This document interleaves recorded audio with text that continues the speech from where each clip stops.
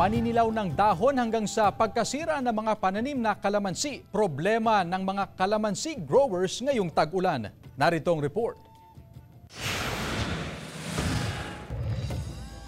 Ngayong tag-ulan, madalas manilaw ang mga pananim na kalamansi ni Cristina Aquino mula Barangay Inlang, Bumangaldan, Pangasinan.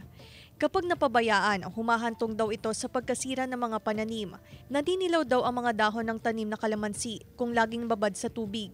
Kaya gumagawa sila ng kanal para may daluyan ang tubig.